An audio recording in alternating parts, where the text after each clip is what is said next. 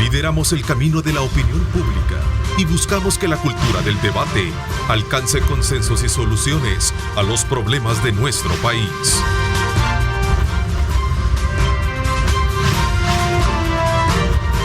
Diálogo con Ernesto López, edición especial.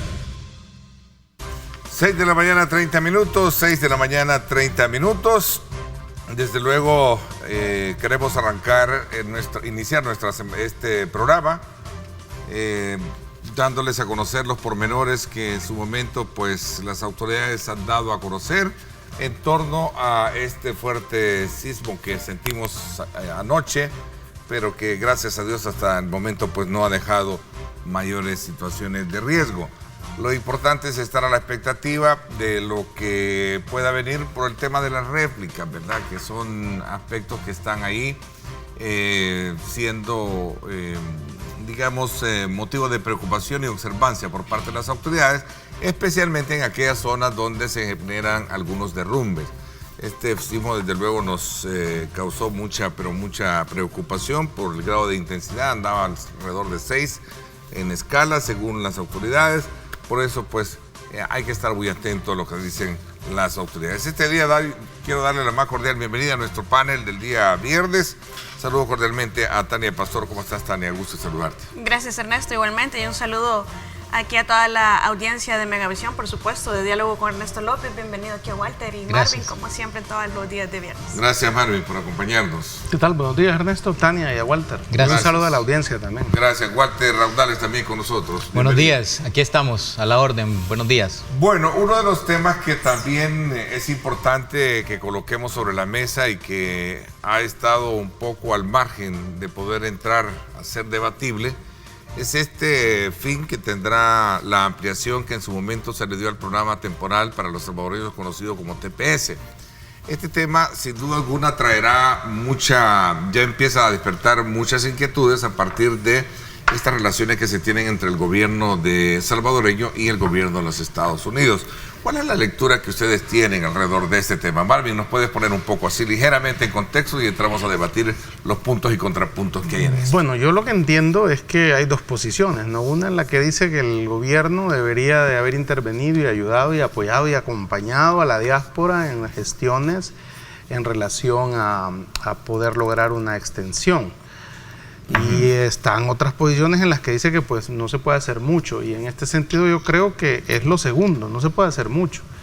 Ya el gobierno había acordado con la administración Trump, por ejemplo, acatar dos posibilidades, ¿no? La primera es, si había una salida en el Senado estadounidense de una amnistía, que aprobara y legalizara a los salvadoreños y a todos los que están ahí, y la otra es que esperar el fallo que hay en una corte en California, que se ha apelado sobre la prolongación o no del TPS. Si la corte en California falla a favor, pues perfecto, ya le tocará a las leyes estadounidenses arreglar esa estabilidad de los salvadoreños allá. Y si no falla a favor la apelación, entonces el gobierno se comprometió en un año a iniciar el proceso de regreso de forma ordenada. O sea, eso ya se había firmado con la administración Trump. Por eso, que hoy vaya el gobierno a decirle a la administración Biden, mire, ¿verdad? Se puede hacer, por supuesto, pues, pero sería como estarse retractando de lo que ya se había firmado cuando se acordó que el país era, digamos, un país seguro, ¿no? Para detener la migración hacia Estados Unidos. Ahí está eso. ¿Puede la administración Biden prolongar el TPS? Podría, porque lo ha hecho con los haitianos, ¿verdad? Por el caso particular que tiene Haití. Recordemos que es un decreto ejecutivo. Es una potestad del presidente, sí, por supuesto. Está bajo la potestad del presidente. Entonces, y no del Congreso. Pero más allá, el Congreso lo que puede hacer es una amnistía como la que se hizo en la época de Reagan para legalizar a los... Ese es otro trámite. Ese es otro trámite. Ahora bien, el presidente Biden no lo va a hacer porque las elecciones son el domingo, ¿verdad? Y las de medio tiempo. Las de medio tiempo. Y el tema más importante en Estados Unidos ahorita en la campaña es precisamente la migración, el tema económico y la migración. Y el ambiente que hay en Estados Unidos es de detener la migración. O sea, no es, digamos, bien visto por ningún político en estos momentos hablar de que va a legalizar hispanos, por decirlo así, o de cualquier otra nacionalidad. Es más, hay candidatas latinas, he escuchado yo algunas de ellas, manifestarse contra la migración, ¿verdad? Entonces, hablan de migración ordenada, de que te mande a pedir la familia, de que entres con visa, y no precisamente eso. Esa es la realidad, digamos, política estadounidense, ¿no? Sí. Bueno, mira, el tema del TPS tiene un montón de aristas, ¿verdad? Que hay que analizarlas. Entonces, a veces se mezcla lo político, lo ideológico, la realidad. Lo humanitario. Entonces, hay una mezcla, pero primero comencemos diciendo que es un drama, ¿verdad? Y ese es un drama real que afecta a casi 200.000 familias. Los datos oficiales hablan de 190.000 familias salvadoreñas que están ahí, que se han ido sumando, bueno, desde el tiempo comenzó cuando estaba Bush, ¿verdad? Imagínate, el TPS, el permiso temporal, que fue creciendo después con lo del Mitch, etcétera. Sí, con Bush. Sí, con Bush comenzó en el 2001. Fue en el 2001 por los terremotos que tuvimos. Y entonces, bueno, pero a nivel histórico es una realidad que está ahí, cantidad de hermanos nuestros en esta realidad evidentemente ya han hecho su vida, han nacido sus hijos, etcétera, y que de repente te desenchuflen y ya quedas sin el permiso temporal y van de regreso.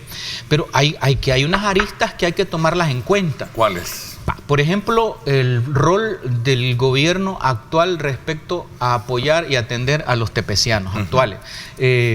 La firma de ese especie de convenio con el presidente Trump de parte de la canciller, me parece a mí, y no haberlo hecho público, ¿verdad? En el hecho de ponerse de acuerdo para una repatriación de los tepecianos al suspender el TPS, eso realmente, para mí personalmente, es un escándalo. Primero. Y segundo, un acuerdo, entonces deja natural ese tema. Claro, con Trump se firma, la canciller firma un acuerdo donde se pone de acuerdo en ese convenio para cómo van a hacer la repatriación de los TPS. Es decir, el escándalo aquí, aparte que lo firmó, es que no haberlo dicho y haberlo tenido oculto. Ha sido revelado hace poco.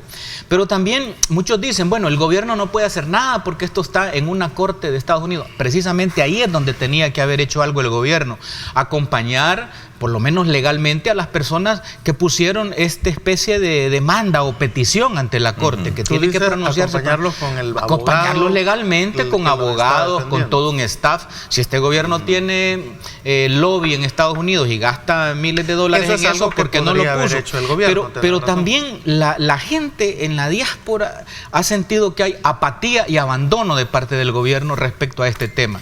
Bueno, está el hecho de que en la Asamblea Legislativa no quisieron pronunciarse al respecto y aparece el gobierno dando casi en extremis, cuando ya estás en lo último, un comunicado diciéndole y pidiéndole a los Estados Unidos consideración respecto al TPS. Entonces, mi opinión es que ha habido definitivamente como una desidia del gobierno actual respecto a los intereses de este grupo de la diáspora. Entonces, a juzgar por el discurso actual... No, pero sí han habido reuniones. El gobierno salvadoreño ha dicho que ha tenido reuniones privadas con los Estados Unidos y se han abordado el tema. ¿Dónde están las fotos? ¿Dónde están las notas periodísticas de eso? Hay mucho discurso, Ernesto. Por eso te decía que hay una línea que es propagandística, hay una línea que es meramente política en el sentido de salvar la situación.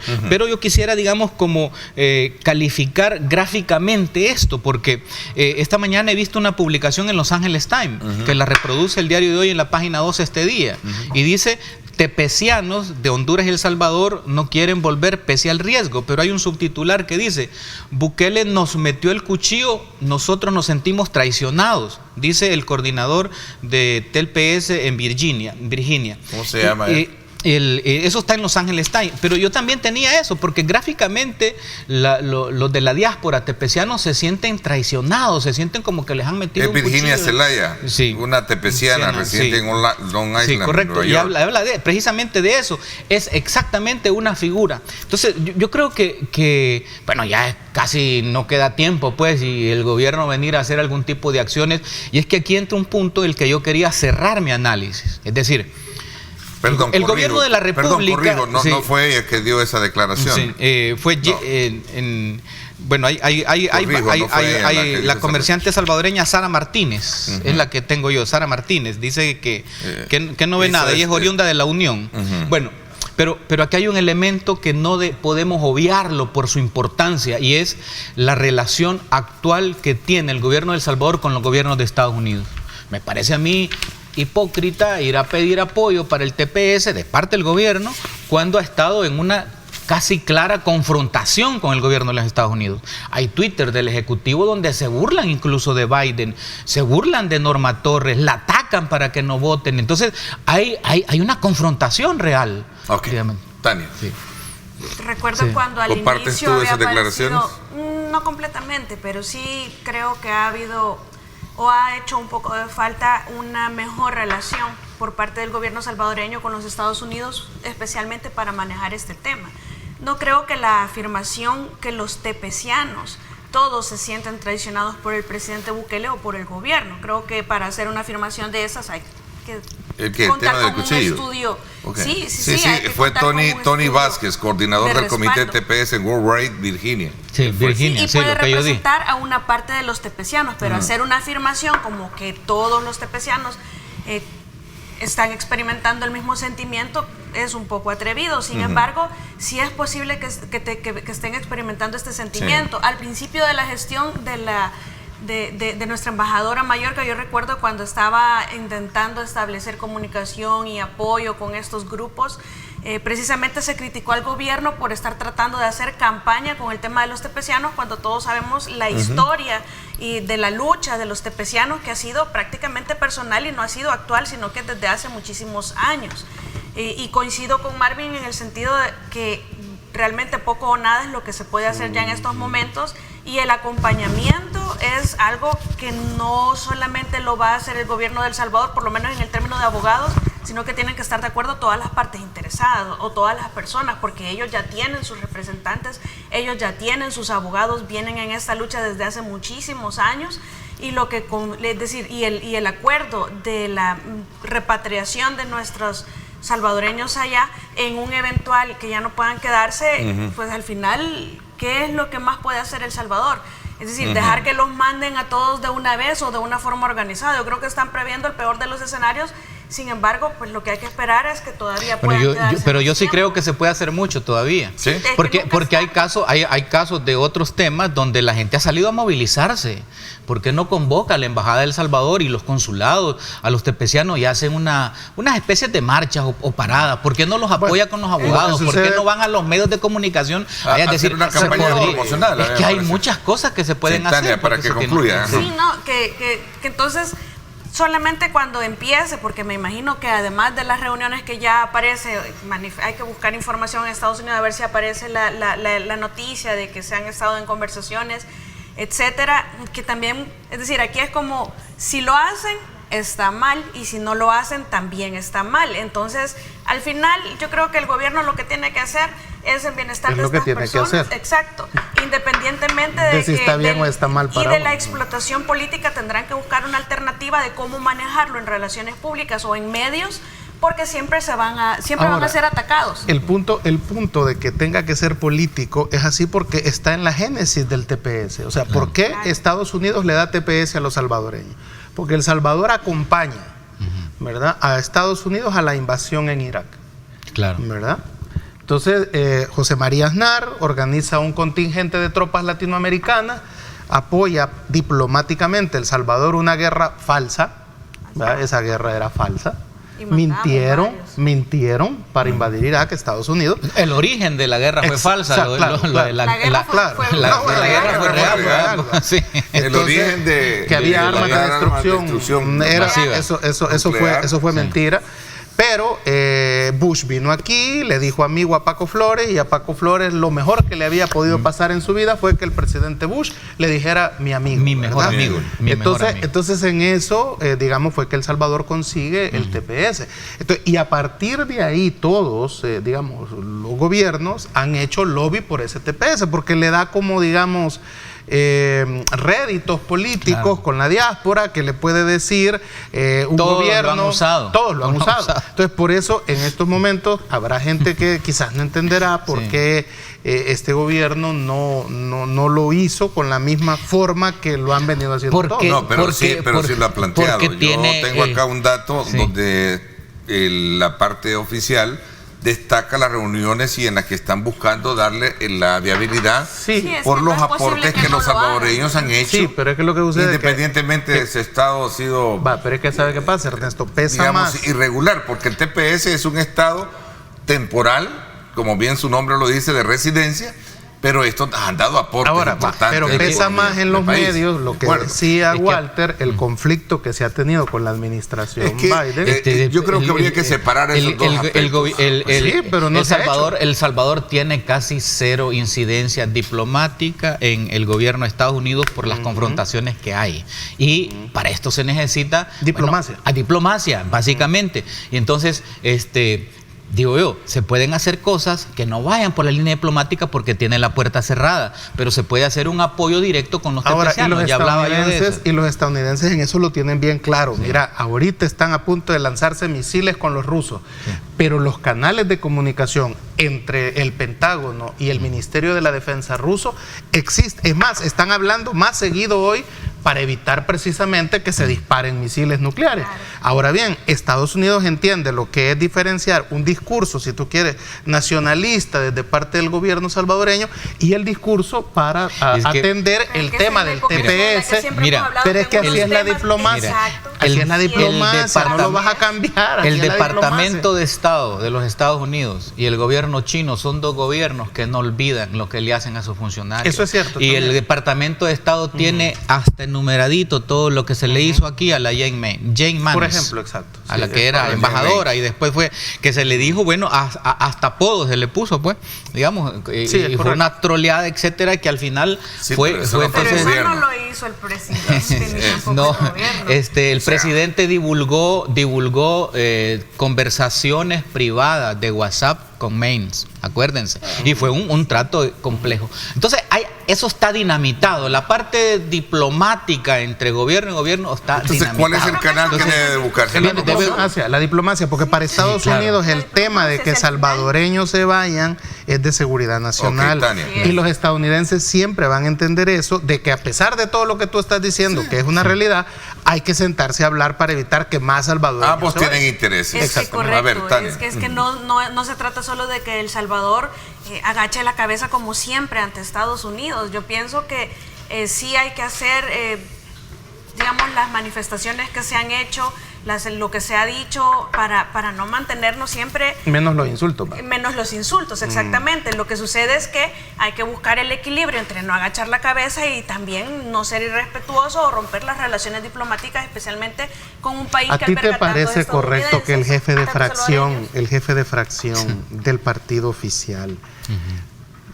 O sea, es que, y lo voy a mencionar porque a mí me parece que ya no, pues, siga atacando a los Estados Unidos cada vez que puede?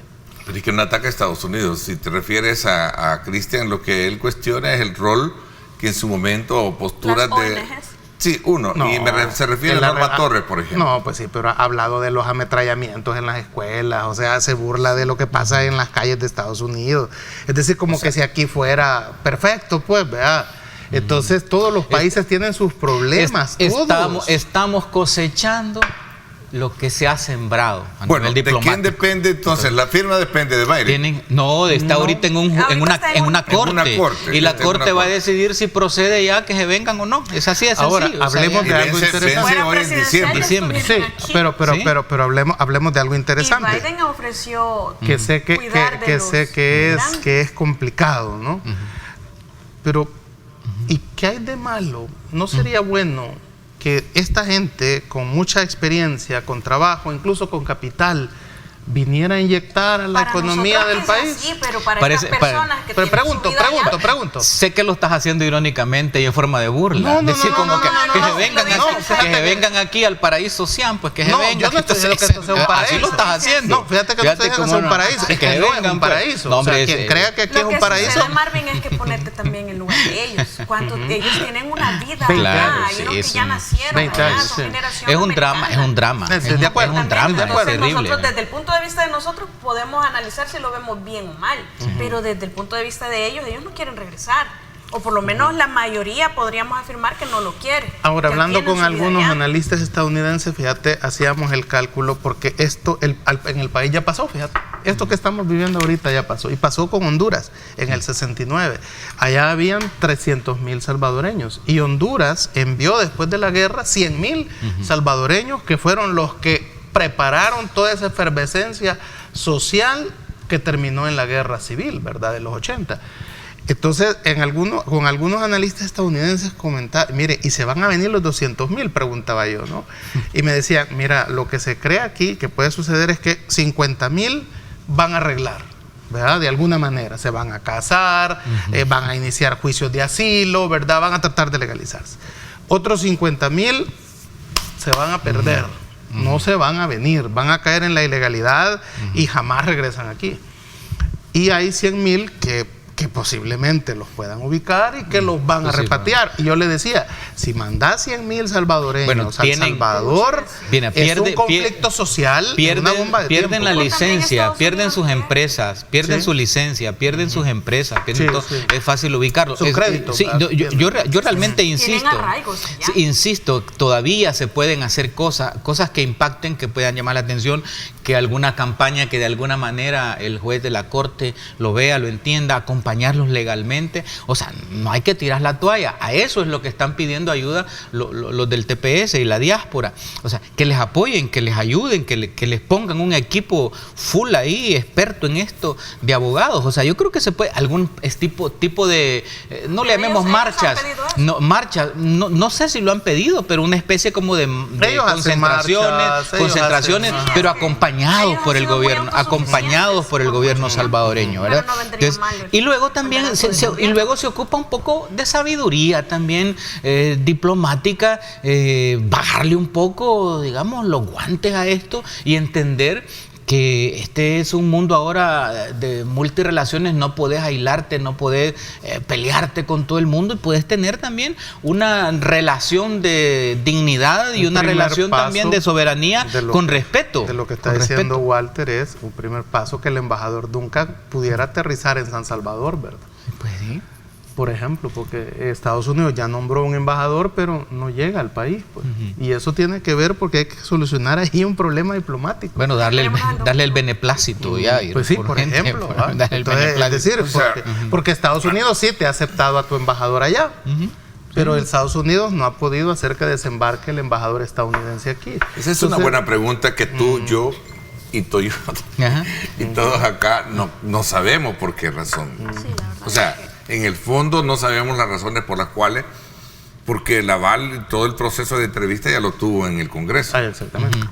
Sí, lo que pasa es que tiene unos procesos y tiene unos tiempos, tarda un poco más, pero podría también ser un gesto de buena voluntad, incluso hasta anticiparse, ¿verdad? Si no ha llegado a la Cancillería salvadoreña, miren, nos anticipamos ya, damos aquí el visto bueno. Lo cierto es que para concretizar un poco y volvernos concluyente con el análisis un poco que se está planteando, es que el TPS finaliza ese periodo de gracia que se dio hoy en diciembre. Se enmarcó dentro de un acuerdo de la administración Trump con el gobierno salvadoreño, con el propósito de que se hiciera de forma ordenada, porque la idea de Trump era desaparecerlo. Si no fuera por el caso en la corte estaría en el Exacto. Y el punto es que la idea era traer a ellos con las condiciones de venir a invertir en un país que se supone ya estaría listo para acogerlos. Si me equivoco, en un resumen, eso es lo que... Y hay un año a partir del fallo. La gran pregunta es, ¿estará el país y estarán ellos en la disponibilidad de venirse al país? Bueno, esa es una pregunta que hay que hacerles, pero piensa en la realidad de ellos, de los arraigos. Por eso, lo que decía Tania. Sí, pues, hay un arraigo de familia, no es que tú no vas a arreglar tus bienes y te venís mañana. Pero en esto tú no puedes, digamos, desligar la acción del gobierno, porque son el rol del gobierno, no lo puedes desligar. Siempre se habló el lobby, ¿verdad? La parte lobista. Hijos americanos ya. Tienes que tomarlo en cuenta. Ahora, entonces yo siento, a partir del fallo judicial hay un año para la repatriación, no es que van a agarrar todos, ¿verdad? No es que ya vienen de Ahora, tropel, y está teniendo impacto. Fíjate que yo incluso pienso que el gobierno tiene que actuar rapidito, porque ese comunicado que sacaron, siento yo que no cuajó, ¿verdad? Pero tiene que andar rápido, porque esto tiene muchas implicaciones políticas, ¿verdad? Si el gobierno permite que la narrativa que se está diciendo que los abandonó se permite, entonces habría que ver, ¿verdad? Sí. El domingo es el último día. No, es las elecciones. Son las elecciones de medio término en Estados Unidos, sí. Pero son de intermedio Sí, pero los que aparentemente van a ganar son los republicanos. O sea, y la sintomatología que espera es ver si es anti-inmigración, el discurso republicano. Si ganan los republicanos, la situación se pone mucho más compleja, porque los republicanos son anti-inmigrantes, ¿no? Sí, pero hay otra mayoría. El discurso ahorita en las elecciones es anti-inmigrante. Es anti-inmigrante. Bueno, pero hay un tema como aquí la seguridad en elecciones, por ejemplo, en los periodos anteriores. Por ejemplo. Bueno, es anti-inmigrante, pero el actual gobierno se mueve mejor con los republicanos que con los demócratas. Y le están apostando a eso. A nivel diplomático, ¿verdad? Aunque sean migrantes, anti-inmigrantes, pero el gobierno incluso está esperando una victoria de los republicanos para mejorar su posicionamiento en las esferas estadounidenses. Interesante. Bueno, lo importante, creo yo, después de todo esto es que hay que pensar que es un drama, que no hay que abandonarlos, que hay que apoyarlos hasta el último momento, ¿verdad?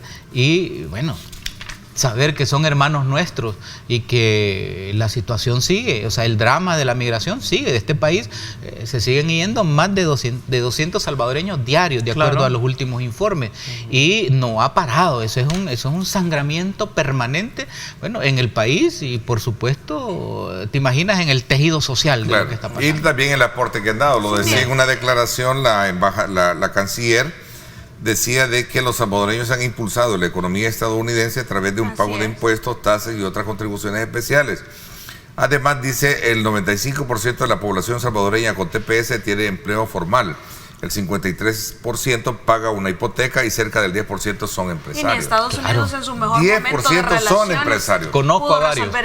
Con arraigo. Conozco a varios empresarios con unas empresas que han tenido éxito. Entonces, por eso te digo, eso realmente es un drama. Realmente todo esto. Ahora, la parte lobista es la que en su momento habría que ver qué alcances puede tener a partir de todo este, digamos, escenario bastante gris que ha tenido el país con Estados Unidos. Pero ni en su mejor momento se resolvió esto. Es decir, ideal hubiera sido que lo hubieran resuelto los gobiernos anteriores cuando habían unas relaciones de sumisión absoluta, pero precisamente por esa condición o por esa actitud. Pero ni el FMLN ni Arena pudo resolver ese tema. Sí, pero era por la misma actitud de sumisión absoluta, no les permitió pedir y exigir. A pesar de que estaban bien sometidos. A pesar de estar y de que las relaciones eran buenas. Entonces, tenemos tres. Pero yo creo que esa palabra de sumisión absoluta yo no la acepto, porque fíjate que en tiempo de Trump, ¿verdad?, el gobierno de El Salvador firmó el acuerdo aquel de país seguro. ¿Te acuerdas? Que firmó el presidente. Entonces, y ahí no era sumisión absoluta en ese caso. Entonces, en tiempo de Trump sí era sumisión absoluta. Hoy no es sumisión absoluta.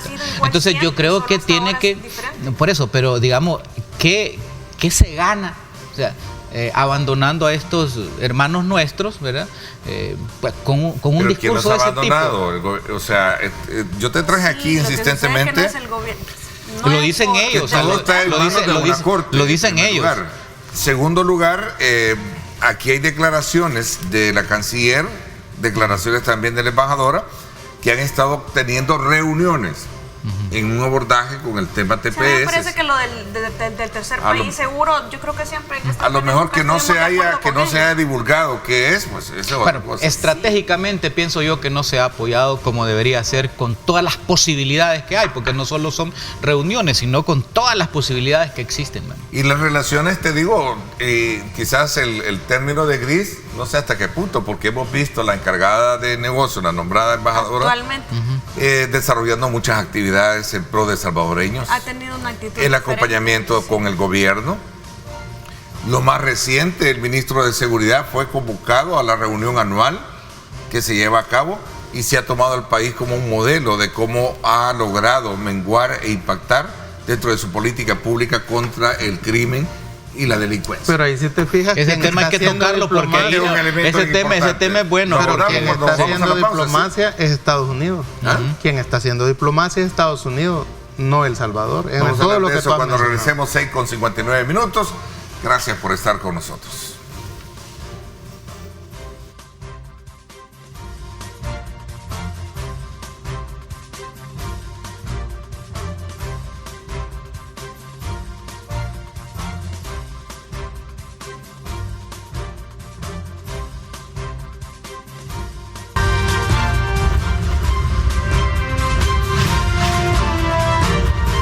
Diálogo con Ernesto López, edición especial. A ver, Marvin, Walter y también Tania, las relaciones de El Salvador con Estados Unidos pueden tener, digamos, los bemoles de los cuales hemos hablado, pero sí también existen ciertas relaciones que han estado funcionando. Por ejemplo, citaba el caso de la actual encargada de negocios, muy activa, trabajando con ONGs, trabajando incluso con el gobierno. El más reciente es una invitación que le hicieron al ministro de Seguridad para poder explicar el modelo de cómo ha logrado el país tratar el tema de la delincuencia como tal. Sí, y me parece que no solamente es el modelo que lo han invitado en Estados Unidos, sino que en Latinoamérica se está replicando. Ya vimos el caso del presidente que decía que eso era violar derechos humanos, que tirarlos contra el piso y que mordieran el polvo, y es precisamente lo mismo exactamente que se está haciendo en ese otro país en Sudamérica. Lo que sucede es que alguien que venga a decir que no quisieran acabar con sus problemas de terroristas en sus países como lo ha logrado El Salvador, y ojo, que no estoy afirmando que ya no tenemos el problema de las maras, obviamente tenemos que atacar las bases estructurales que generaron las condiciones para que se proliferaran.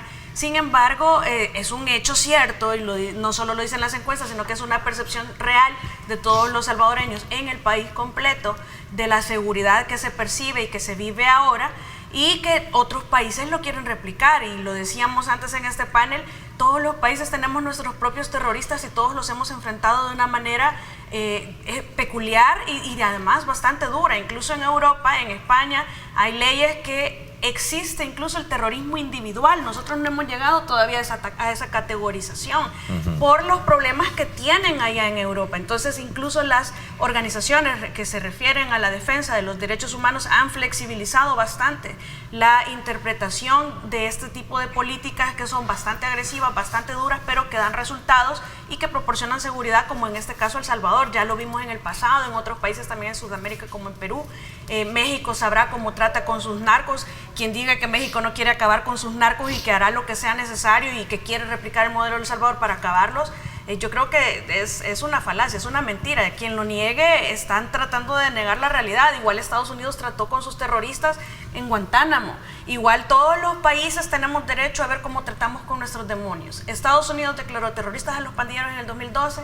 Aquí se reconoce por la Sala Constitucional que los pandilleros son grupos terroristas. Entonces nosotros tenemos desde ese momento una adecuación de nuestras leyes a la realidad, porque lo que hemos querido es encajar una realidad a leyes obsoletas, leyes ortodoxas, a leyes anacrónicas. Entonces, ¿qué es lo que sucede? Los llaman porque definitivamente el modelo es interesante, no solamente para Long Island y querer replicar, porque ya tienen la MS-13 también. Entonces, obviamente quieren deshacerse de los pandilleros porque son una lacra que difícilmente se van a readaptar. No obstante, nuestra Constitución dice lo contrario, pero yo veo bastante difícil que te quiero decir una cosa, fue tan exitosa de que impresionó ver las estadísticas y todo el resultado que hizo de la exposición, que por cierto ahí estaba el video, en la cual estaban reunidos la crema innata de todos los que están al frente de lo que es esta política de control de... Mira, Ernesto, para ser honestos con el hecho real noticioso,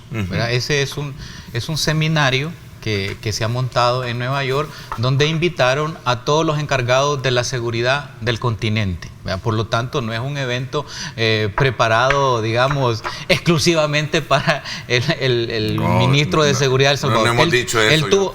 Yo estoy explicándotelo. Él tuvo una participación, como la tuvieron la participación y también que fue los otros exitosa ministros. desde el punto de vista de los elogios que el mismo gobierno de Estados Unidos dijo. Así se está manejando, pero más exitosa fue la de Honduras, donde Honduras plantea que de los casi 40 extraditables que le ha pedido Estados Unidos a Honduras, en todos los casos, corrupción y narco, Honduras ha extraditado 23 y están en fila 21 extraditados. Te lo digo porque he estado yo monitoreando los medios de Nueva York y ya van a reventar. Y hay algo que nosotros no nos podemos quedar solo con el consumo oficial de la propaganda.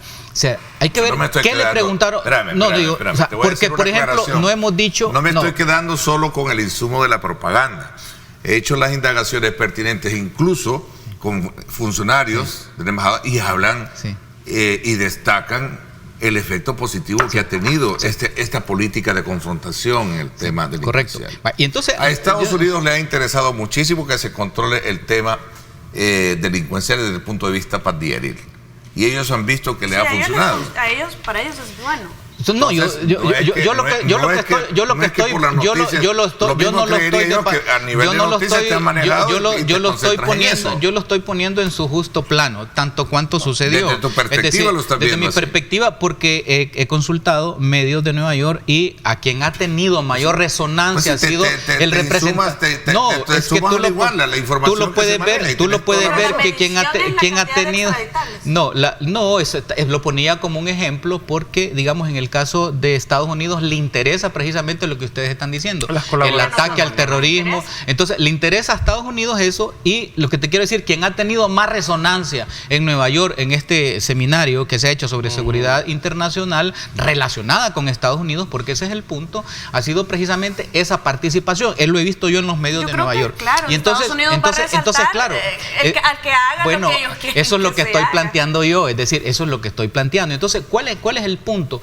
El punto es que sería bueno, interesante saber qué preguntas le hicieron al ministro, qué respondió él, porque los periodistas, digamos, destacados en ese congreso, los abordan y le preguntan precisamente sobre temas de corrupción, de lavado de dinero y de narcos en El Salvador. Eso hay que estudiarlo también. No solo es la presencia y que nos están tomando de ejemplo. Él fue a hacer una presentación, la hizo muy bien, como la hicieron otros. Entonces, pero yo creo que hay que analizarlo en su justo medio.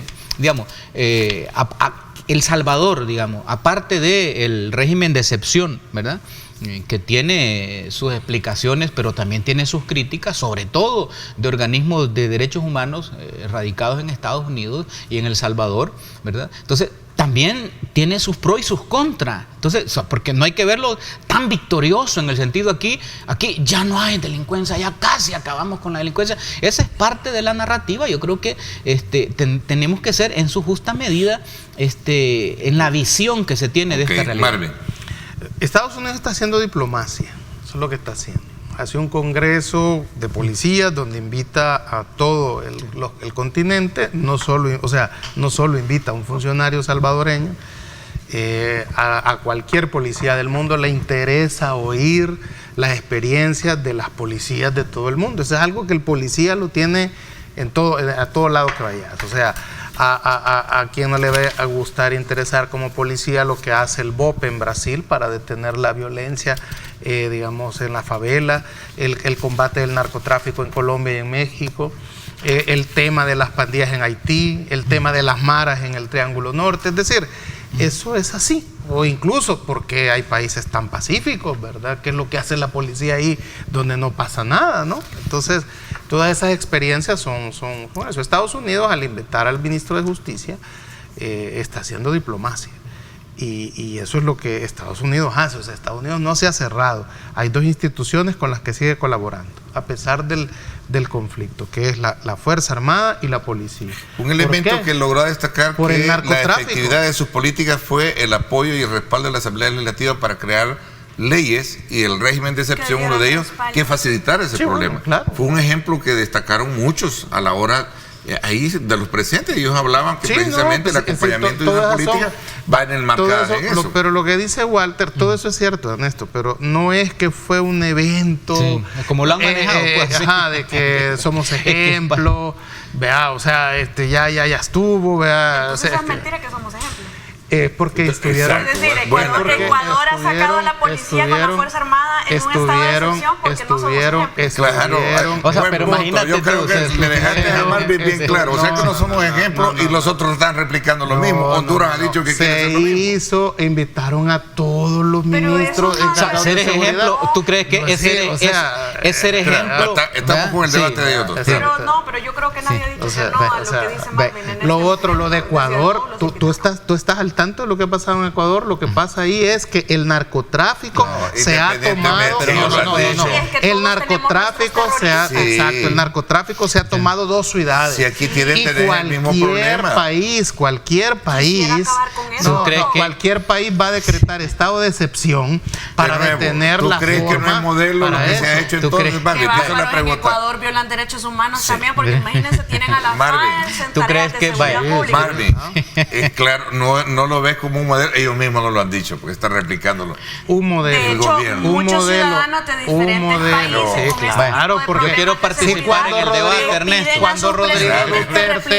Cuando Rodrigo Duterte mataba a los narcotraficantes y le daba incluso a los policías una compensación económica, entre más narcotraficantes mataba a la gente, lo aplaudía. La parte medular de esto es que tú dijiste de que no era modelo y lo están queriendo replicar. Cada país va a resolver su problema delincuencial de acuerdo a su realidad, y el estado de excepción lo tienen todas las constituciones. Que ayer pero no lo usan porque alegan que es violación a los derechos humanos. ¿Tú sabes cuántas veces se ha aplicado el estado de excepción en Estados Unidos? No sé, pero en El Salvador nunca. Y por eso tenemos ¿Tú crees que el problema que tienen? Por eso tenés el problema, porque aquí Ernesto, yo sí quiero entrar al debate. Te voy a dar la palabra cuando regresemos, me voy a la pausa y te la cedo cuando regresemos. Me dejaste con el gusto en la boca aquí. Lo que pasa es que tengo compromisos de publicidad. Está bueno. Pero eso es cierto, Marvin, te deja bien claro, Tania, de que como que está subestimando de que no son modelo, y lo han hecho y lo han dicho. Es que no se habla el estado de excepción. Cuando vas a hablar del estado de excepción, también tienes que hablar de los muertos en las cárceles, de las torturas, y eso no puede ser ejemplo. Yo creo que te metieron gol. Y eso no puede ser ejemplo.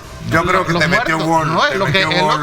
Por eso se tropicalizan los modelos. Eso es lo que decía, lo de Ecuador. Se mejora la experiencia anterior. Exacto. Ecuador está haciendo lo que tiene que hacer. El modelo existe. Bueno, yo voy a responder cuando me dé chance, porque no me diste y sigue el debate. Que lo hablan empresarios, el estado de excepción lo tienen todos los países. El estado de excepción está en todos los países. Yo creo que te metieron gol ahora. Vamos a la pausa y regresamos con más. Digo, esto es peyorativamente hablando. Estamos 7:15, gracias por estar con nosotros. 7:16.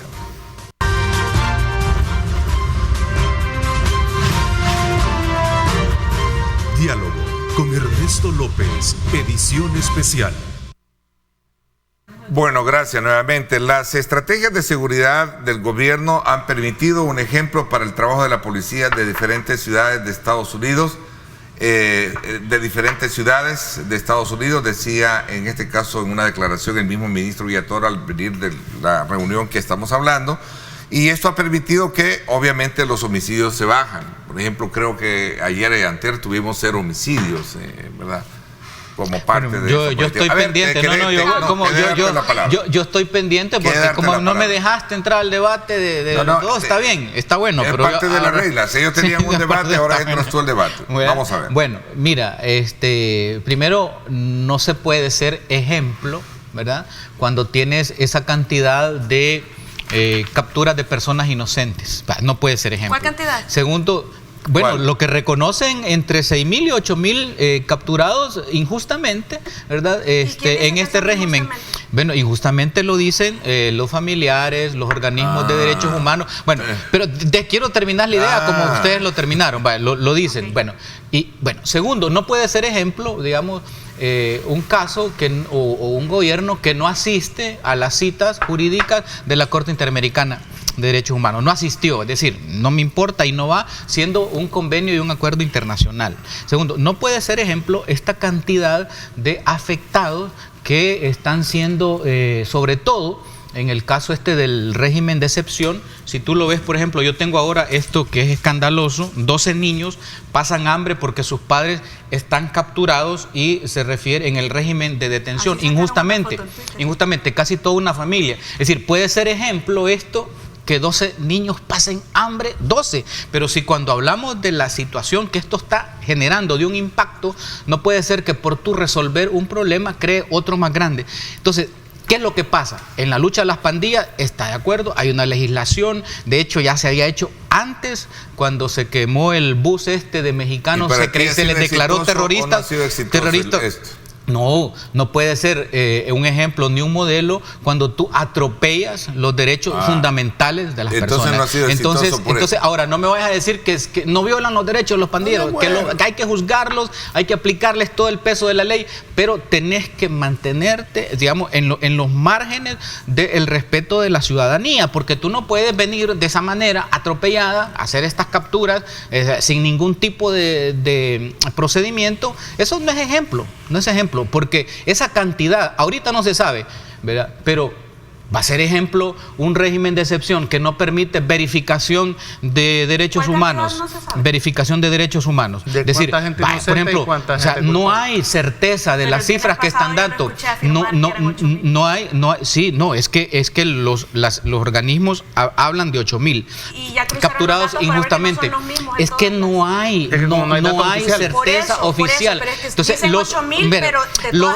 ¿por qué? Porque sumado, exactamente. Estoy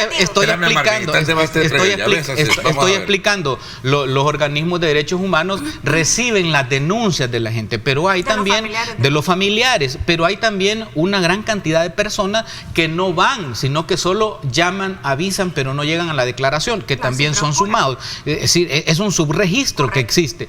Bueno, pero independientemente de eso, está claro y reconocido que hay demasiada injusticia. Así lo están determinando quienes han salido y expresan que las cárceles se han convertido en centros de tortura. O sea, lean los relatos de los que salen. Centros de tortura, centros de golpiza, están hablando más de 80 muertos. Esa es sangre la que está ahí de salvadoreños. No puede ser un modelo. ¿Cómo va a ser un modelo eso? ¿Cómo va a ser un modelo eso? Pero eso no modelo es todo, es de otros países donde, por ejemplo, Dinamarca, etcétera. Entonces, sí, yo lo que quería terminar era porque no puede ser ejemplo. Yo no lo acepto, no lo puedo permitir. No es exitoso lo que se ha logrado bajar la tasa. Esa es otra cosa. Esa es otra cosa. Es una cosa. Sí. Que sea ejemplo, yo te apuesto que en Nueva York, si la policía comienza a matar 80 gente... Yo te voy a decir cuándo va a ser exitoso. Se va a armar un escándalo terrible. Y te voy a decir cuándo va a ser exitoso este régimen. Cuando pase el tiempo. Cuando el régimen termine, ¿verdad? Y pase el tiempo, unos 6 meses, y se mantengan esos 0 homicidios, se mantenga esta situación de baja, digamos, en las extorsiones, de baja en los asesinatos. Cuando el tiempo pase, tú puedes decir, fue exitoso, pero mientras existe, no. Cuando eso pase, ya no va a ser exitoso, pero por otras razones. Es decir, ¿por qué no va a pasar? Ahí está ese tweet. ¿De cuándo es? ¿De fecha de...? Octubre 22, Octubre de 2022, fíjate, 0 homicidios. A propósito, ¿De cuándo? Un pequeño paréntesis, donde dice 0 homicidios, deberíamos de empezar a agregar ahora todos los muertos por accidentes de tránsito, porque aquí, como dice Marvin, si no nos matan las malas, nos matamos entre nosotros. Ayer amanecimos con 2 fallecidos y en el transcurso del día hubo como 8 accidentes más, y esa es una situación a diario. Es decir, aquí nos estamos matando entre nosotros porque ya no hay maras, o por lo menos afuera, en la proporción en la que la había antes. Sobre los organismos que defienden derechos humanos, creo que hay cifras que todavía no han sido cruzadas entre los datos de las personas denunciantes y que se están sumando las denuncias, 2,000, 3,000, 4,000, y al final hacen una sumatoria de 8,000 que no sabemos, o por lo menos no lo podemos afirmar en este panel, que son 8.000 las denuncias, y que sean 8.000 las denuncias tampoco implica que son 8.000. Pero no sé, el movimiento, el movimiento de víctimas, el movimiento de víctimas. Esos datos están lo que yo te quiero decir es entre los sí, datos, te lo reitero, entre los datos de las mismas organizaciones, porque yo lo escuché el viernes bien pasado, sencillo. Y ustedes empezaron a decir que las organizaciones tenían esa cantidad, pero una organización tiene una cantidad, otra. ¿Cuál fue la última cifra que dio la Procuraduría? Pero eso voy a terminar. Las organizaciones al final están para atender las denuncias. Yo creo que estamos de acuerdo, y en este panel incluso criticamos una vez la actitud que me pareció un tanto ligeramente irresponsable del fiscal general cuando afirmó que ya habían 15 investigados de los 80 fallecidos o 70, que 50 que iban en ese momento, y que se determinó que no había ningún tipo de responsabilidad. Me pareció muy ligero porque también hay responsabilidad por omisión en muchos de los casos, y yo creo que eso amerita una investigación bastante profunda. También hemos dicho en este panel que en el tema de las personas que realmente son inocentes y que están detenidas, que el gobierno tiene que encontrar la manera de depurarlo rápidamente. Pero el tema de seguridad y el modelo es un tema completamente aparte. Y en relación a los que aparecen en la foto, también vimos en Twitter, y yo creo que muchos replicaron la fotografía de 2 niños que decían que abandonados por el régimen. Miren, en primer lugar, eso fue falso. Yo creo que no hay que caer tampoco en ese tipo de noticias, que al principio del régimen incluso pero hasta yo esta no es falso, están los niños. Los niños están pasando hambre, pero sí, pero voy a están terminar, pasando hambre, no puede delegitimar una publicación del publicación. Estado hacerse cargo de esos niños, pero si son pandilleros sus padres, tienen que estar en la cárcel. No hay otro lugar en donde tienen que estar. Mira, yo solo quiero decir un dato sobre las estadísticas. Correcto, pero no nos vamos a utilizar la fotografía de los niños que están en la calle y tratar de opacar el hecho que si sus padres son pandilleros, en la cárcel es donde debieron estar desde hace mucho tiempo. Hay varios temas en el tapete, pero te llevas preso a los pandilleros, papá. Que si son pandilleros tienen que estar en la cárcel. No, es que yo no entendí eso, pues, pero llevarte los presos si son pandilleros. Que estaba diciendo Walter que hay que liberarlos porque los papás, aunque sean pandilleros. No, pero lo que quiero plantear es que por qué esos niños iban a tener. Bueno, ¿conoces tú el origen de los padres de ellos? Las 3 mujeres que los están cuidando a esos 12 niños dan el relato de quiénes son y establecen que son trabajadores. Pero lo que quiero decir, pero yo lo que quiero, mira, pero no me dejan terminar. No, yo lo que quiero es que le quiero, sí, pero antes quiero debatirle lo de las estadísticas, porque como hay una opacidad del gobierno en dar estadística, el movimiento de víctimas, que se llama MOVIR, de víctimas de este régimen de excepción, han pedido que organismos internacionales intervengan en la verificación de las cárceles y que entren. ¿Por qué? Porque no hay una verificación real. No, pero todo lo de el procurador sí llegó, fue eso hay verificación,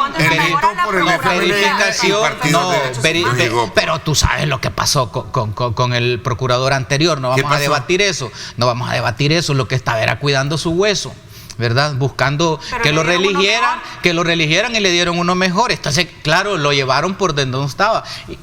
Que se confronte con los relatos de los que han salido y han sobrevivido. Pero el punto es, ¿por qué no dejan entrar una comisión independiente de verificación? A ver si es cierto. Y entonces, porque entonces vamos a hablar de hechos reales. Corregime tú en algo, tú que eres abogada. Por ejemplo, decir que todos los muertos que han habido ahí, es por cuestiones de salud. Sí, es falso. Primero, segundo, y si yo caigo preso y estoy enfermo y tengo alguna enfermedad crónica, no tiene que darme el Estado. Si los relatos hablan de... Si no te la da es omisión. Los relatos es un delito también.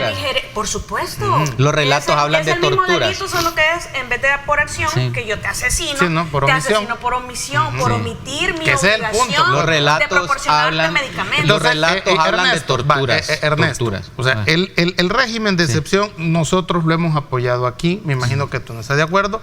Para mí es una herramienta que le sirve a la policía y al Estado, dice, para combatir a los pandilleros. Me parece correcto. Ahora bien, pero eso, no quita que deban de solucionarse los problemas. ¿Exitoso para nosotros? Sí, porque cada quien sabe de dónde le aprieta el zapato. A cada país sabrá cómo aborda esto. Ahora, ejemplo, mientras no se resuelvan estas cosas que hemos estado hablando y que haya pues una transparencia en cómo se maneja, es que a mí me gusta mi policía, me gusta mi ejército, me encanta que esté ahí en las calles, pero yo quiero un ejército y una policía que respete la ley, que no se vuelva delincuente para combatir delincuentes. Ese es el ejército y la policía que yo quiero. Ese es el ideal. Entonces, exacto, y por eso hay que apoyar a esas instituciones, el ejército y la policía en el combate que están haciendo. Pero también hay que entender, así como estamos viendo que después de 40 años, ¿verdad?, se viene a estar revisando y a estar revolviendo un montón de juicios, también van a tener que responder por todo lo que se ha cometido hoy. Eventualmente, quienes hayan cometido violaciones a derechos humanos o cometido delitos en el marco del ejercicio de sus funciones en la aplicación del régimen de excepción o de las ¿Qué dicen hoy unos? Que lo que se hizo fue atentar, dice, defender al país contra la agresión comunista. Eso, 40 años después, no es un ejemplo para el mundo. Quieren ser modelo y ejemplo exitoso. Abran las cárceles a una comisión independiente de iglesias, de academia, de movimientos, de organizaciones. Va, aquí está, pues entren. Va, ahí sí. Pero mientras haya opacidad, mientras no se sepan las cifras exactamente. Lo que sucede es que saber las cifras exactas, Walter, es bastante difícil, porque ¿cómo sabes tú cuáles son los inocentes de los que están detenidos?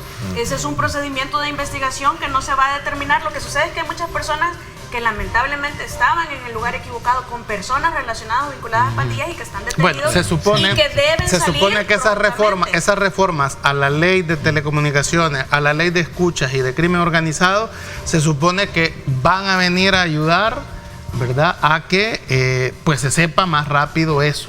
En teoría debe de ser así, correcto. ¿Verdad? Se supone esas reformas que se han aprobado, pues, y que no. ¿Cuál es la de jueces permanentes para? Sí, porque se ha reformado, por ejemplo, la de ley de telecomunicaciones, donde obligan a las telecomunicadoras que te proporcionen toda la información. De eso cuando regresemos, ¿te parece? Te doy la palabra a Marvin para que abras el tema. 7:31, gracias por estar con nosotros.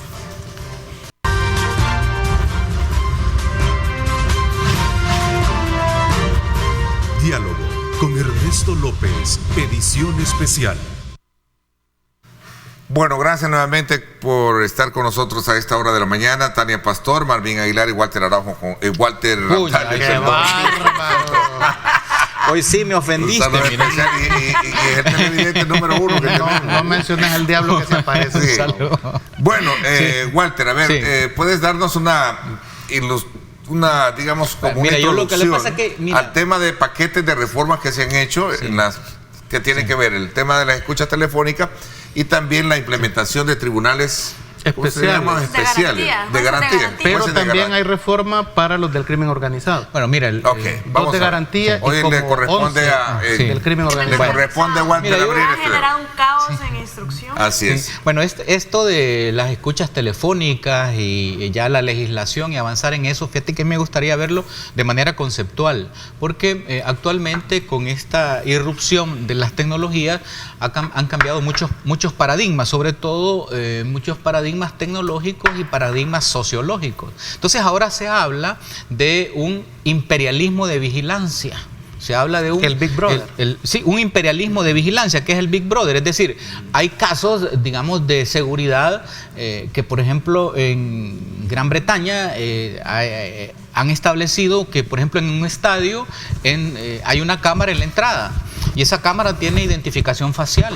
Y eso lo tira inmediatamente a la base de datos de rostros y el sistema te ubica dentro de ese gran estadio a ese rostro que entró, y ese rostro tiene orden de captura. O ese rostro es hooligan, le llaman, ¿verdad? Los violentos deportistas. Y lo ubican. Entonces los tienen perfilados, los ubican y por el mapita, ¿verdad?, le van indicando al policía que va de civil y se le ponen a la par. Es decir, entonces hablan de un imperialismo y un capitalismo de vigilancia. También en China. En China igual. Lo que está haciendo, digamos, El Salvador es precisamente eso, utilizar las tecnologías para, de acuerdo a lo que han dicho oficialmente, la persecución del crimen. Digamos que lo están haciendo y que es válido.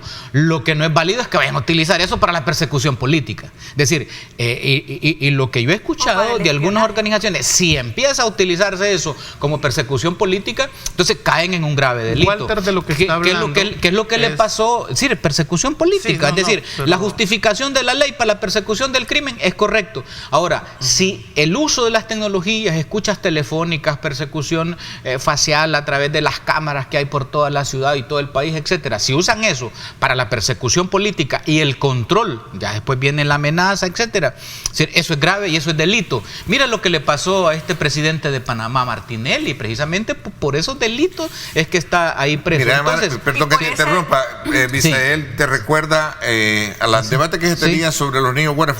Lástima, dice, buenos días Ernesto, qué lástima que no se dan cuenta de los miles de niños que han quedado también en la orfandad porque los asesinaron estos delincuentes. Yo no dije, mira, ese argumento es un argumento... Eso no ha sido noticia para tu panelista.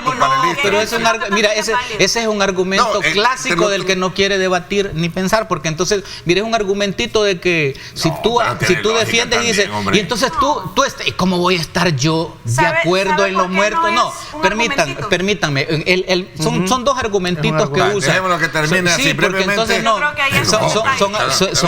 es que ese argumentito supuestamente es para desarmar a cualquiera. Yo lo desarmo diciéndole lo siguiente, ¿verdad? Es decir, yo estoy de acuerdo en que se juzgue y se le aplique todo el peso de la ley a los pandilleros. No estoy defendiendo pandilleros, mucho menos como voy a estar yo a favor o no decir nada de los niños víctimas que han quedado de las muertes y de los asesinatos de los pandilleros. Para empezar, ahí lo desarmo.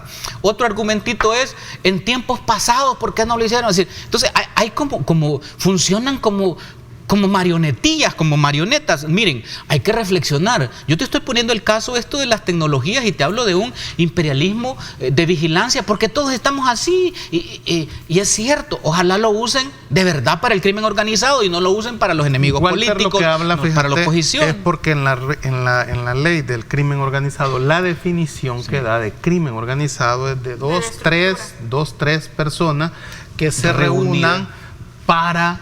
y lo deja como muy abierto. De repente, por ejemplo, un sindicato que puede estar reunido para una marcha, por ejemplo. Una marcha, es decir, te aplican que tendríamos que ver, digamos que no se empieza a hacer como muy común, claro, que los que empiecen a aparecer presos, ¿verdad?, por crimen organizado, sean sindicalistas, sean oposición política. Ese es el tema. Eso está en manos del fiscal, porque está bien a consideración del fiscal iniciar esas investigaciones. Ahora, hay algo que hay que decirlo. En la reforma a las telecomunicaciones, lo que se ha hecho es que las compañías de teléfono van a tener que tener almacenado todo lo que tus redes, lo que consumís por internet, en tu teléfono, ¿va? Los van a tener ahí para que cuando la fiscalía le diga, y todo lo que has visto, imagen, todo va. Entonces, pásenme el récord. Aplicaciones y ya todo. No tiene potestad la telecomunicación. Ahí hay un problema también. Ahí va a haber un problema, porque el internet que nosotros usamos no es nuestro. Así es. ¿Verdad? Es estadounidense, entiendo yo. Exacto. Entonces vamos a ver cómo lo resuelven ahí las telecomunicaciones, qué te pueden dar, qué no te pueden dar. Entonces esa es la reforma que se ha hecho. Ahora, eso ya se hacía. La fiscalía le decía, mire, yo quiero la información de Walter Raudales en su teléfono, y se lo daban, pues. O sea, acuérdate cuántos crímenes se han resolucionado en eso. Sin saber a quién le pertenece. Eso está bien hoy que quien compra el chip se sepa que existe, haya los datos de él por si después lo quiere usar para algo malo. A mí eso me parece bien.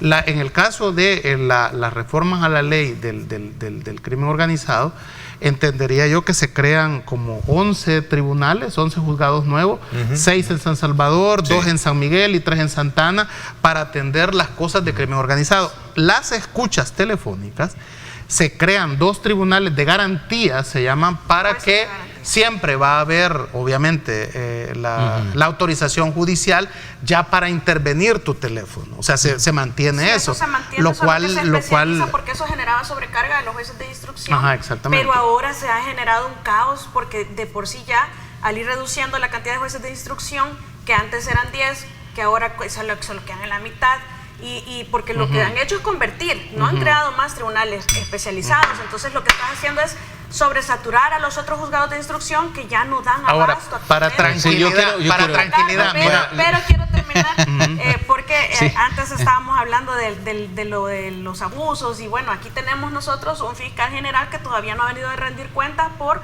aquellas escuchas ilegales que hizo en el centro de escuchas de la Fiscalía y que la hizo hacia sus contrincantes a la Fiscalía General de la República, antes del doctor Melara. ¿Cuál fiscal te refieres, al de ahorita? No, al fiscal general Douglas Meléndez. 2016-2010. Douglas Meléndez. Sí, correcto.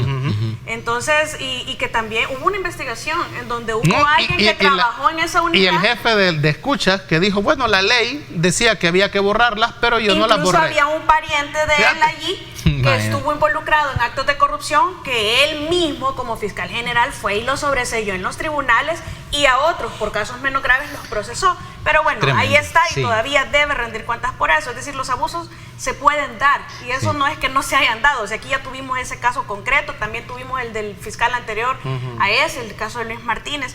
Pero yo quiero hablar sobre los argumentos que decía Walter antes.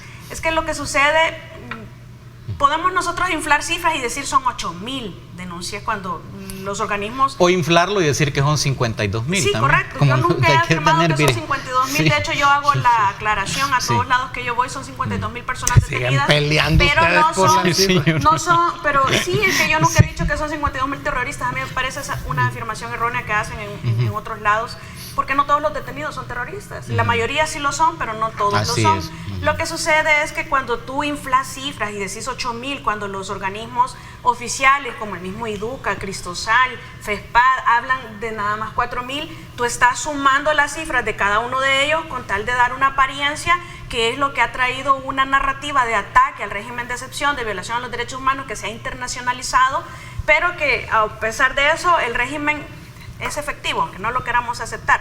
Lo que sucede es que nosotros podemos hablar de argumentos aislados. Nosotros hemos sostenido en este panel el tema de las personas inocentes, hemos sostenido en este panel el tema de las personas que han fallecido bajo la tutela estatal y que tienen que responder y que tienen que investigar la Procuraduría para la Defensa de los Derechos Humanos, la Fiscalía General de la República y por supuesto todas las entidades correspondientes. Pero que las dejen entrar pues a los organismos. De acuerdo, pero por eso no vamos crees que es un error no ir a la Corte Interamericana de Derechos Humanos y exponerlo? Lo hemos dicho, ¿va? Sí, lo hemos dicho. ¿Y por qué no ir? Si hay argumentos para defenderla.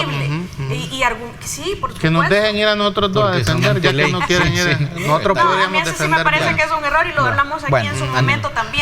Pero estar hablando de situaciones aisladas con cifras infladas tampoco nos hace darle a la ciudadanía herramientas válidas para que saquen sus propias conclusiones.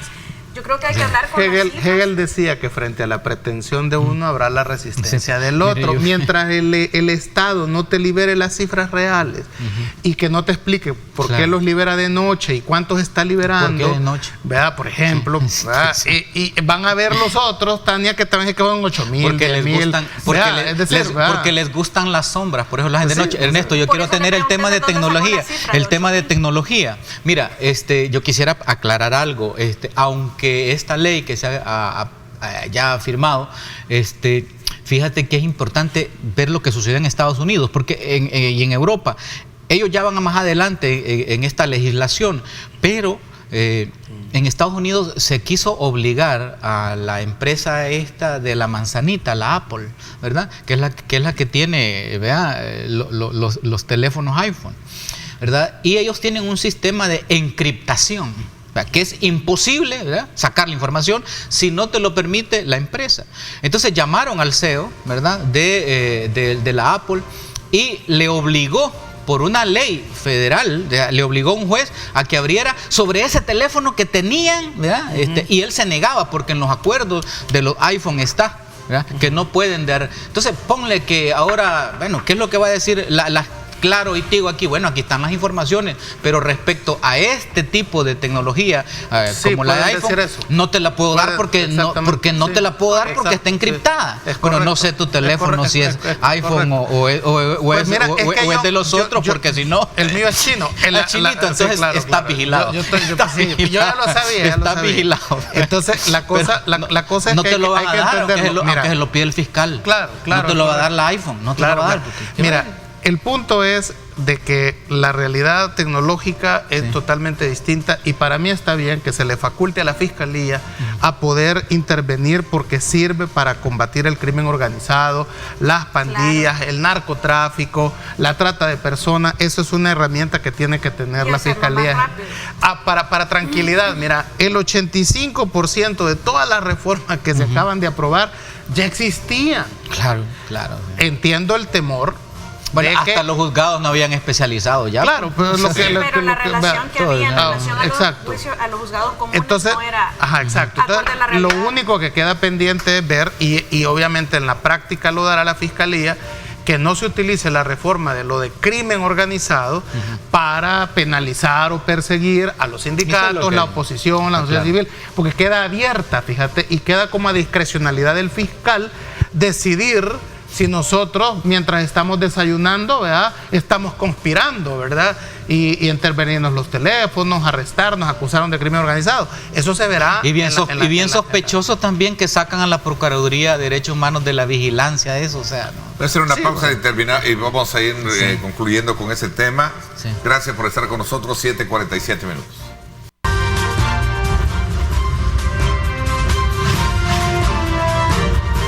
Diálogo con Ernesto López, edición especial. Bueno, gracias nuevamente por estar con nosotros. A ver, me decías que, Barbie, la idea es ir viendo las diferentes reformas que se han hecho y cómo se van integrando dentro del concepto de combate a la delincuencia. Que es correcto. O sea, pero decía algo que tú decías algo también, Walter, que tiene que ver con haber limitado la participación de actores para supervisar ese tema, por ejemplo, que fue el caso de la Procuraduría. Sí, lo sacan, entonces ya te genera muchas preguntas. Pero a solicitud puede ella ingresar, por eso yo se lo pregunté a la... Sí, pero queda a discreción del director de centro de escucha. Darle o no espacio, entonces ahí queda. Pero sí está el juez de garantía, que es el que tiene que ver. Pero únicamente para el tema de intervención del teléfono, exactamente. No es un juez de garantía como otros países que se refiere. Exacto. Ahora, yo les voy a decir algo. A mí, en lo personal, que me intervenga en mi teléfono, a mí no me... Yo primero... Anda en buenas cosas. Yo no soy delincuente ni hago cosas ilegalidades. Estoy de acuerdo. La privacidad, estoy de acuerdo en eso. A mí me parece que si es sospechoso yo de algún delito, pues se investiga y ya te deja la fiscalía, ¿verdad? No se supone que va a hacer eso. Sí, que se utilice esto para extorsionarte después desde el poder es complicado. Claro. Igualito que lo hizo ese fiscal. Ajá, exactamente. Eso, y por eso tienen que responder más adelante, pues, por los delitos que cometan los fiscales, en el abuso de ese. Este fiscal debería de tener sentado a ese fiscal, que escuchó a magistrados, a diputados, a abogados en el ejercicio liberal de la profesión, escuchó a sus contrincantes a la Fiscalía General de la República y nadie se ha atrevido a hacer una investigación al respecto. Y si alguien cree que oyéndome va a saber qué pienso yo realmente, pues para eso que vean Diálogo con Ernesto López, porque aquí lo digo todos los viernes. Pues, no tengo ningún problema en ocultar lo que pienso políticamente de alguien o de alguienes, ¿no? Bueno, mira, pero sí hay que apoyar esa reforma. La interceptación de llamadas es un instrumento y un mecanismo que han usado todos los gobiernos del mundo para su seguridad, ¿verdad? Y existen los organismos de inteligencia. En Estados Unidos hay como 7, ¿verdad? Comenzando por la CIA, el Servicio Secreto. Mira, y esto también demolieron, hoy en el marco del Día de los Difuntos, demolieron varias tumbas que tenían insignias, ¿verdad? Bueno, eso es bien simbólico, ¿verdad? Pero por ejemplo, yo me acuerdo en tiempo de Cristiani, Sandoval, que estaba en la OIE, no trajo como unos 5 carritos que se ponían cerca del lugar y a través de unas antenas te detectaban todas las llamadas. Es decir, ahora es parte de lo mismo, solo que con las nuevas tecnologías. Es decir, tenemos que entender eso. Estamos siendo vigilados y estamos, porque los gobiernos lo usan para la famosa cohesión social y coerción. Entonces, ahora, qué bueno que se está normando, pero ojalá no lo utilicen de esa manera. Y respecto a limpiar algunas tumbas que tienen simbología de pandilleros, yo sigo insistiendo que seguimos viendo ese problema serio de la inseguridad desde las ramas, insisto, tachando tumbitas, ¿verdad?, y quitando esas simbologías, no se va a llegar a resolver un problema que tiene profundas raíces económicas en la exclusión, en la miseria, en la pobreza. Son simbólicas, son cosas simbólicas que, bueno, pero la simbología, pero la simbología en términos marosos, yo creo que todos sabemos lo que ha significado en cuanto al terror a la población, ver, oír y callar, ver una letra en alguna parte que nunca era el piso, porque eso era pecado, pararse incluso en letras o en números. Es decir, la simbología, yo creo que no podemos decir que es cualquier cosa. Es importantísimo lo que se está haciendo. A mí sí me parece que está genial que destruyan, porque ¿por qué se les van a hacer altares a los pandilleros asesinos? Me parece que que está bien en cuanto a simbología, porque empodera a la gente. Ahora, es diferente. Yo creo que no podemos decir de que hay inseguridad peor que antes o igual que antes. Eso es una falacia. Creo que hay que apartar, como siempre lo discutimos en este panel, 3 temas diferentes. Uno es la parte represiva, la parte preventiva, y la otra parte resocializadora. Son 3 temas aislados que en su conjunto es el tratamiento integral a este problema de los mareros, y sobre lo que nosotros hemos dicho que hay una completa y absoluta efectividad, que no solamente se mide en las encuestas, sino que es palpable en la realidad, es la parte represiva, que se tiene que trabajar ahora en las estructuras para evitar que se replique el fenómeno o el flagelo. Completamente de acuerdo. En la resocialización yo creo que va a haber que hacer análisis, porque hay mareros que no son resocializables. Las pandillas, aunque la Constitución lo diga. Las pandillas han mutado.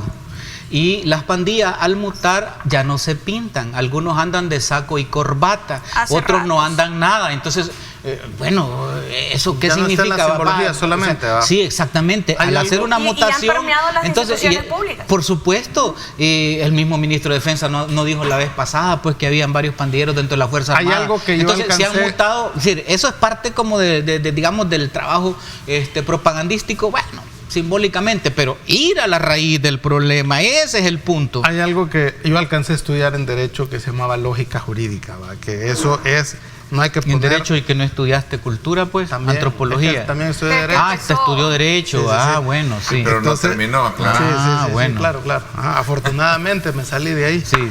Entonces, el punto es no todo el mundo es perfecto para hacerlo. Así sería Julio, ¿no? El punto es que no hay que poner la carreta adelante de los bueyes para usar la lógica jurídica. Sí. Vamos a ver. Lo que hubiera hecho la Dirección de Centros Penales es presentar una ley o una reforma, no sé a dónde cabe eso, como ya lo hacen en los países del primer mundo con las figuras, digamos, abominables y perversas que tiene la sociedad. A los asesinos en serie, por ejemplo, no se les permite que se los entierre. Los creman, los ponen en un columbario, les dan un número. Pues sí, cada quien, aquí son las pandillas, va, por lo que veo. Entonces le ponen un número de serie en el columbario y se lo dan a la familia para que ellos vayan allí a enflorarlo o a conmemorarlo. Entonces, recuérdense lo que hizo Estados Unidos con Bin Laden, ¿verdad? Que lo enterró en el mar, ¿verdad? Para evitar que se volviera, digamos, motivo de culto una tumba, ¿no? Del terrorismo. Entonces, los salvadoreños tienen una cosmovisión bien sagrada con los muertos, ¿verdad? No deja de todo ser... Mesoamérica, todo claro, Mesoamérica. No deja de ser grotesco que vos estés destruyendo una tumba. O sea, es decir, acordate... un pandillero yo soy excepcional en mi pensamiento. De acuerdo, pero la cosmovisión de la gente, ¿qué te dice la gente? Yo no creo que estén en desacuerdo solo porque es una tumba. No lo sabemos. No lo sabemos. Entonces, es decir, ¿qué te dice la gente cuando alguien está muerto? Por muy malo que ha sido, te dice, ya está juzgado por Dios, te dice, ¿verdad? Yo te digo lo que la cosmovisión, pero la cuestión cultural. Es lo que representa que esté entonces la tumba vos llegas y quitas las plaquitas, ¿verdad? Borrás todo eso.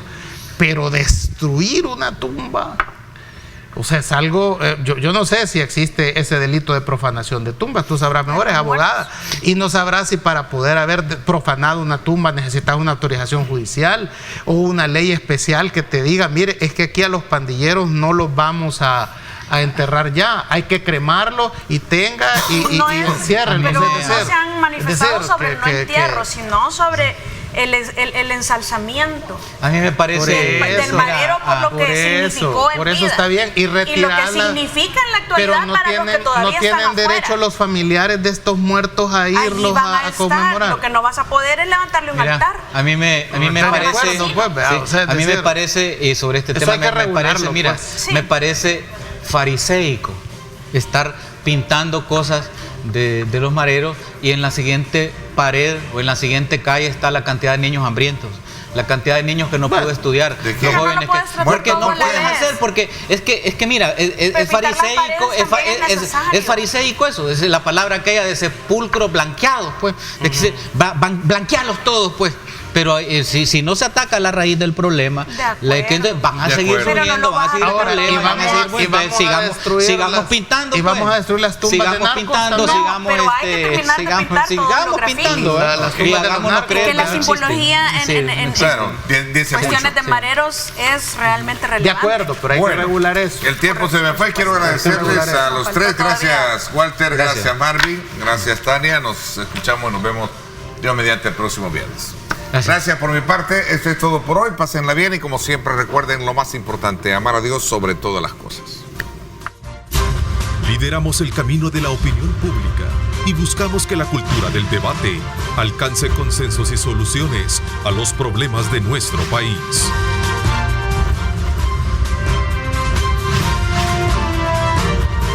Diálogo con Ernesto López, edición especial.